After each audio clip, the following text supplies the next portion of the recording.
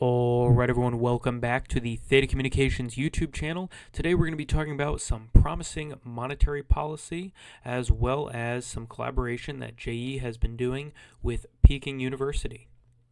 All right, before we dive in, let us thank our Theta stakers as well as our Tfuel stakers over on ThetaCommunications.com. You all make this content possible, as well as make sure to like, share, subscribe, and comment down below to boost Theta-related content in the YouTube algorithm.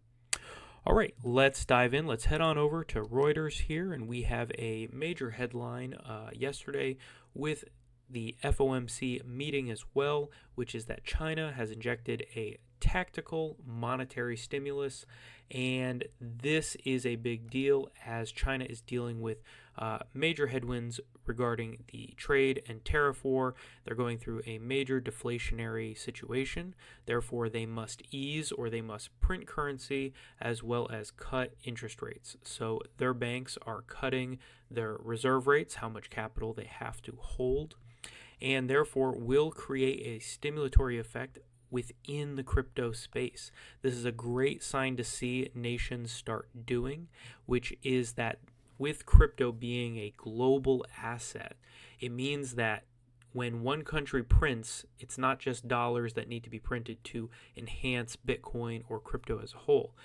When yuan get printed, when yen get printed, when any of these currencies get printed and adds to the fiat or the monetary base, then crypto itself has a higher position with a limited supply versus assets that are continually adding to their base denominator. So with that being said, we can look at the DXY, which is the dollar index relative to a basket of other currencies. And currently, we are just at the beginning right here. So that's why this Chinese stimulus is very positive for the market, is the U.S. hasn't even started really to stimulate or push in the other direction. And first, what is going to happen is these other nations will most likely have to do and follow suit with what China has done. And as you can see here, I've highlighted two boxes on the DXY here. And 2021, we all know, was a great time within the crypto space. As you can see, right here was just about the euphoria of most of the bull run. So ideally, we could see something like this, and we could get this, and this is your euphoric cycle right here. We can represent this as well, too, on the Bitcoin dominance chart as well, too. We'll go over here, and right now, Bitcoin versus altcoins. Bitcoin is heading on its way up to almost 70% dominance. And usually in a crypto cycle, we have seen previously where Bitcoin rallies hard ahead of alts, and then that capital funnels out and filters to the altcoins going forward. So this is very exciting for Tfuel, Theta, T-Drop, Aether, the lot. I love it. It's awesome. So what we could see here is we could see us getting into this higher level of 70% dominance possibly.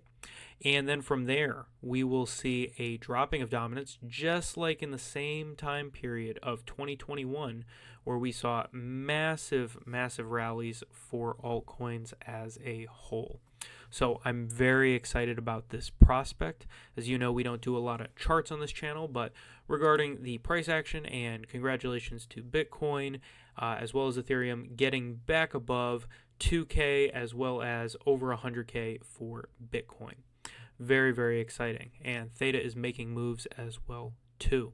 So I'm excited for when the dominance drops on Bitcoin, because that will truly be the time for the Theta Labs team to really have the rubber meet the road and really launch out all the big stuff that they have really been holding back possibly on for the past few years.